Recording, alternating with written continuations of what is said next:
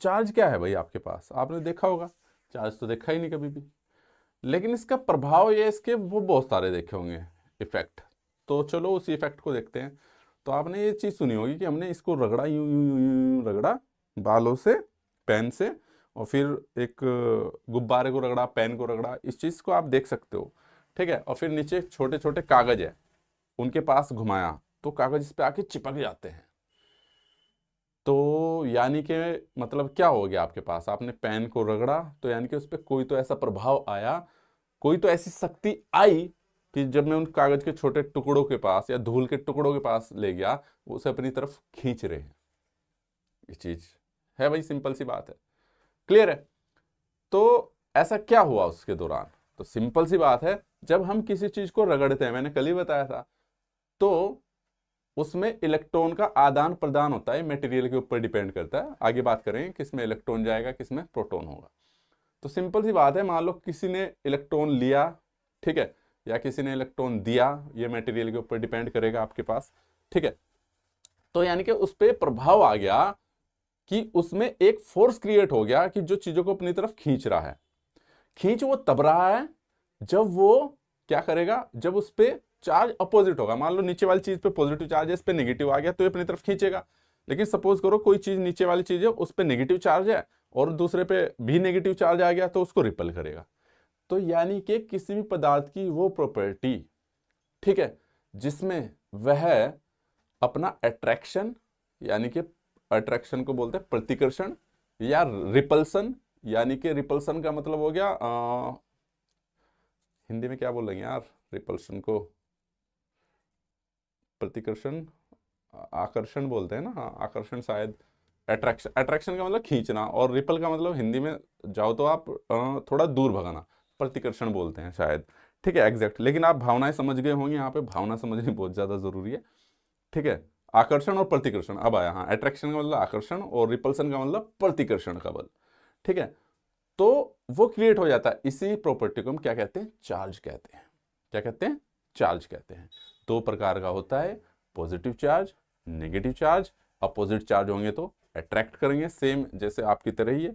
ठीक है ना, आप अपोजिट चार्ज की तरफ ही अट्रैक्ट होते हैं।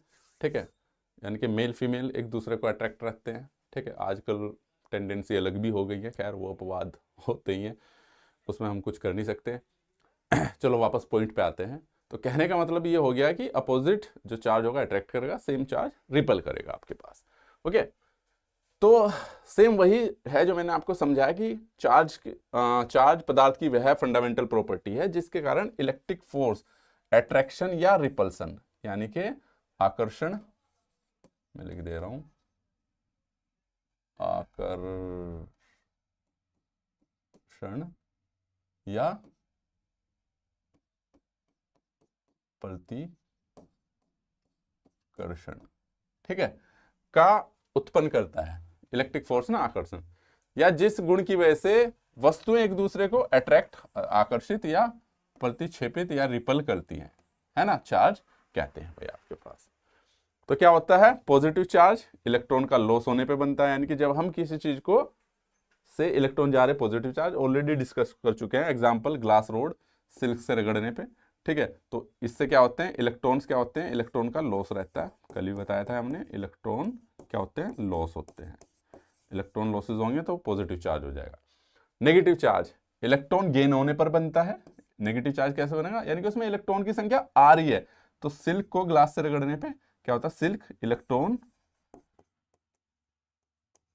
प्राप्त करता है, प्राप्त करता है। तो सिल्क क्या है, इलेक्ट्रॉन को प्राप्त करता है, तो ग्लास की रोड इलेक्ट्रॉन को छोड़ती है। ठीक है भाई, इन पे चर्चा करें क्यों छोड़ते हैं, इनकी टेंडेंसी होती है आपके पास। ठीक है भाई, अब आ जाते हैं जैसे कि ये कल भी हमने लिया था, लेकिन अब चार्ज पढ़ा रहे हैं तो इसको यहाँ पे बताना भी जरूरी है। ठीक है, एग्जाम्पल ले लेते हैं कि ग्लास और सिल्क, तो ग्लास और सिल्क को रगड़ने पे ग्लास पॉजिटिव चार्ज बनाता है भाई, और सिल्क आपका नेगेटिव चार्ज बना, दोनों के बीच फोर्स कैसा लगेगा, अट्रैक्शन का। बैलून को रगड़ने पर नेगेटिव चार्ज बनाता है, और बाल पर क्या होता है, पॉजिटिव चार्ज होता है, बैलून दीवार से चिपक जाता है। एक बात सोचने की है, ठीक है, हमने ग्लास को रगड़ा और फिर यहाँ पे बैलून को रगड़ा बालों से, तो ये तो नेगेटिव चार्ज बना रहा है और ये बना रहा है भाई आपके पास पॉजिटिव चार्ज, जबकि रगड़ रहे हैं दोनों चीजों को। तो यानी कि कुछ ना कुछ तो जुगाड़ ऐसा है कि भाई इसको तो रगड़ रहा हूं, ये पॉजिटिव चार्ज बना रहा हूं, इसको रगड़ रहा हूं, ये नेगेटिव चार्ज बना रहा है। उसके ऊपर रगड़ तो दोनों चीजों को रहे हम, लेकिन चार्ज आपका अलग अलग बन रहा है। क्लियर है? तो इसके पीछे की कहानी क्या है? तो ये डिपेंड करता है आपका मटेरियल के ऊपर भाई। ठीक है, अब ये सवाल मैंने खुद ही डाले हैं, देखो जवाब तो मैं वही दे देता, लेकिन ये है कि जब आप बाद में पढ़ोगे, बहुत सी बार ऐसा होता है ना, लेक्चर तो देख नहीं पाते, समय लगता है, पढ़ने में थोड़ा कम समय लगता है क्योंकि हमारी इधर उधर की बातें भी रहती है। तो जो चीज़ मैं बोल रहा हूँ वो रिटर्न में भी दे रहा हूँ, जब पढ़ोगे बाद में इन नोट्स को तो मज़ा आएगा भाई। और इस तरीके के क्वेश्चन आपने देखे भी नहीं होंगे। ठीक है, तो पसंद आए तो अपने दोस्तों को ज़रूर भेजना अगर ये फंडे पसंद आ रहे हैं तो। ठीक है, मेहनती बच्चों को। तो चलिए, जो कि आप ये काम बहुत कम करते हैं। तो अब देखो मैंने क्वेश्चन डाला है, ये 3-4 पॉइंट्स बनाए हैं पे कि ग्लास को सिल्क पर रगड़ने पे पॉजिटिव चार्ज और बैलून को हेयर पर रगड़ने पे नेगेटिव चार्ज क्यों आता है भाई, जो कि मैं अभी पहले पूछ रहा था। तो सब मैंने बताया था कि अलग अलग पदार्थ के इलेक्ट्रॉन को पकड़ने या छोड़ने की जो क्षमता होती है अलग अलग होती है। इस गुण को हम इलेक्ट्रॉन एफिनिटी या ट्राइब इलेक्ट्रिक नेचर भी कहते हैं। ट्राइब इलेक्ट्रिक नेचर का मतलब है कि कुछ एक हमने लिस्ट बना रखी है इन मटेरियल की, कुछ ऊपर रख रखे कुछ नीचे। ठीक है, ऊपर वाले इलेक्ट्रॉन्स को छोड़ते हैं, नीचे वाले पकड़ते हैं, बस ये है, इसको वो बोल देते हैं। क्लियर है? तो कहने का मतलब ग्लास अब क्या है इनके, मैंने बताया इलेक्ट्रॉन को पकड़ने, ये मटेरियल के ऊपर डिपेंड करता है। जैसे उदाहरण, ग्लास को सिल्क से रगड़ने पे ग्लास ही क्यों पॉजिटिव होता है भाई? क्योंकि ग्लास के जो इलेक्ट्रॉन की होल्डिंग पावर है वो कम होती है, वो रगड़ने पे इलेक्ट्रॉन को होल्ड नहीं कर पाता, वो छोड़ देता है।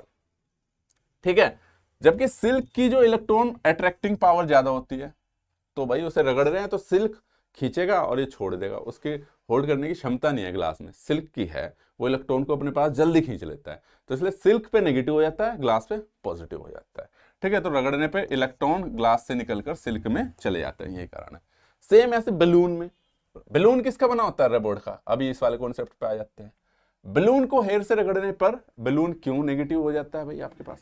तो बैलून की जो रगड़ने पे ना वो इलेक्ट्रॉन को खींचता है अपनी तरफ। ठीक है, और जबकि ग्लास दूर फेंकता था रगड़ने पे, बैलून खींचता है, रबड़ का होता है, तो उसकी खींचने की वो अलग है, और बालों की रिलीज करने की, छोड़ने की है।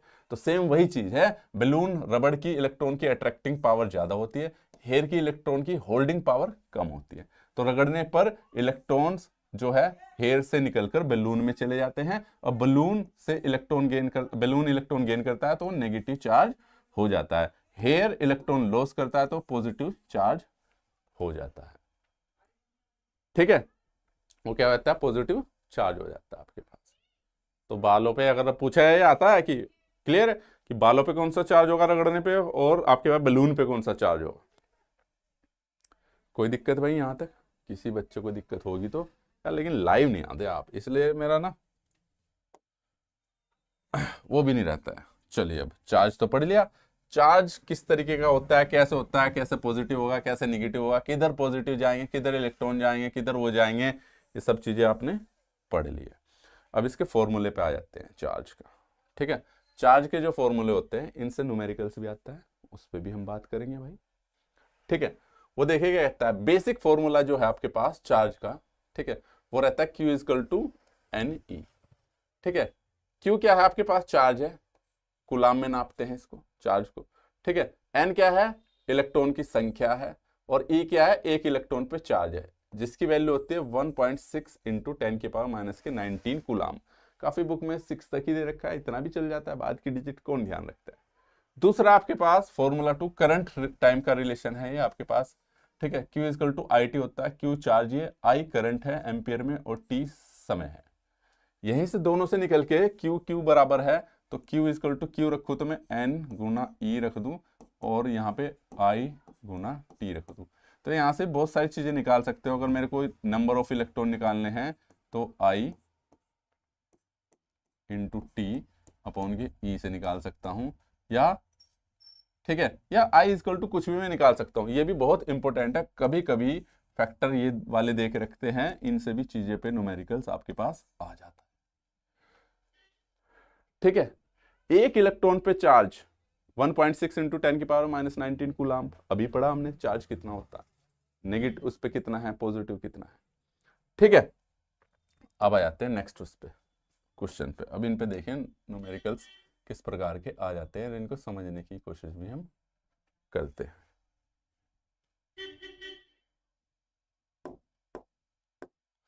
ठीक है, इसमें बोला है कि यदि किसी वस्तु में इतने इलेक्ट्रॉन्स हैं, इतने इलेक्ट्रॉन्स का मतलब दैट मीन से किसकी वैल्यू दे दी इसने, एन की value they the, number of, तो कुल चार्ज कितना होगा, कुल चार्ज कितना होगा, यानी कि इसने क्यू पूछा है, टोटल चार्ज। तो आपने अभी पढ़ा है फॉर्मूला, क्यू इक्वल टू क्या पढ़ा है, एन इंटू ई। एन की वैल्यू कितनी दे दी है, ये दे दी 5 इंटू 10 की पावर क्या बोलते हैं 10 की पावर 18। ठीक है, और इंटू ई, ई की वैल्यू क्या होती है भाई, ई इक्वल टू हमने पढ़ रखा है, ई इक्वल टू पढ़ा है आपने, चार्ज ऑन 1.6 इंटू 10 की पावर -19। अच्छा, मैं एक चीज बतानी भूल गया भाई, कूलाम से याद आया, अगर मैं इसकी यूनिट की बात करता हूँ ना चार्ज, तो यूनिट की इक्वल टू जो है यहाँ पे, ठीक है, यहाँ से चार्ज क्या रहता है आपके पास, प्रति सेकंड कितना करंट फ्लो रहा है, उससे भी करंट पे आते ही हम जब I equal to Q upon T से यहाँ से भी निकालते थे। चार्ज की यूनिट क्या होती है, इसकी यूनिट लिख लो आप कूलाम। वैसे मैंने इसमें बाद में क्वेश्चन डाल रखा है, यूनिट क्या रहती है आपके पास, कूलाम। ये तो ले भी रहा चार्ज कूलाम है ना, कहीं ना कहीं मिल जाए, ये तो बहुत बेसिक सा है। ओके, फिर भी आता है चार्ज की यूनिट ना कूलाम। तो भाई इलेक्ट्रॉन कितना हो गया, 1.6 इंटू 10 की पावर -19, तो 16 पंजे 80 ले लो आप, है ना, 80 इंटू 10 की पावर -19, या 19 क्या -1 हो जाएगी भाई आपके पास, है ना, 18 1 -1 या 0.8 कूलाम, ये इसका आंसर हो गया। यानी कि इतने बेसिकली क्या है, चार्ज क्या है देखा जाए तो इतने इलेक्ट्रॉन्स है, तो कुल चार्ज बताओ भाई। तो बेसिकली क्या है, इलेक्ट्रॉन की संख्या को ही हम चार्ज बोल देते हैं, यहाँ पे टेक्निकली उसे बोलते हैं ना पॉजिटिव चार्ज है, नेगेटिव चार्ज है, और ये चार्ज भी कैसा होगा, इतने इलेक्ट्रॉन्स हैं, तो दैट मीन्स ये होगा आपके पास नेगेटिव, क्या होगा, नेगेटिव। ठीक है, इसने बोला किसी वस्तु में इतने इलेक्ट्रॉन्स है, उसने इलेक्ट्रॉन्स बता दिया है, प्रोटॉन तो बोला ही नहीं, उसने बोला है इलेक्ट्रॉन्स है भाई, तो चार्ज भी कैसा होगा, नेगेटिव। यानी कि ये वस्तु कैसी होगी आपके पास, नेगेटिव होगी। कोई दिक्कत यहां तक, चलिए भाई अब आ जाते हैं दूसरे उसमें। चलिए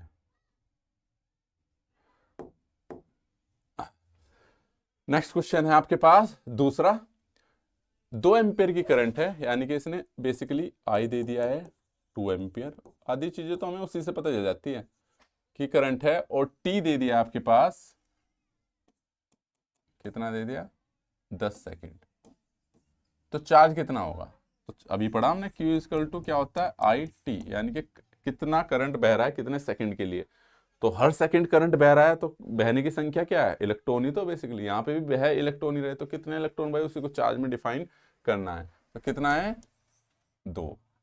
ठीक है, Q इक्वल टू क्या होता है आपके पास आई टी, और ये हो गया आपके पास भाई 10, तो यानी कि 20 कूलाम, 20 कूलाम चार्ज बह रहा है, यानी कि 2 एम्पियर 2 एम्पियर की करंट है और 10 सेकंड तक बहती है, तो उसमें इतने कूलाम चार्ज बहता है। क्लियर है, ठीक है। और अगर यहाँ से भाई कूलाम चार्ज, यहाँ से नंबर ऑफ इलेक्ट्रॉन्स निकालने हो कि कितने इलेक्ट्रॉन बह रहे हैं भाई, तो निकाल सकते हो आप, Q इक्वल टू आपके पास N into E, number of electrons क्या हो जाएंगे आपके पास, कितने इलेक्ट्रॉन बह रहे हैं Q अपॉन के ई, Q आएगा आपके पास 20 कूलाम चार्ज 1.6 इंटू 10 की पावर -19। ठीक है, तो यहाँ से आपके पास नंबर ऑफ इलेक्ट्रॉन आ जाएंगे। ठीक है, ये ऊपर जाके पॉजिटिव हो जाएगा, इससे डिवाइड कर दो, अरबों में आएंगे भाई, यानी कि इतने इलेक्ट्रॉन बह रहे हैं 2 एम्पियर में, यानी कि इससे आप पूछ भी रहे 2 एम्पियर में कितने इलेक्ट्रॉन बह रहे हैं, आई बात समझ में, क्लियर है। ठीक है, चलिए अच्छा 10 सेकंड वाले इतने इलेक्ट्रॉन्स बहेंगे उस दौरान। चलिए अच्छा, अब इसने पूछा है देखो भाई ये भी यहाँ से भी ये न्यूमेरिकल में डाल दिया है, तो ये थ्योरी का पार्ट, ठीक है, बट हमने इसको न्यूमेरिकल में ही डाल दिया है। इसमें बोला है कि यदि किसी कंडक्टर में 1 कूलाम चार्ज है तो उसमें कितने इलेक्ट्रॉन होंगे।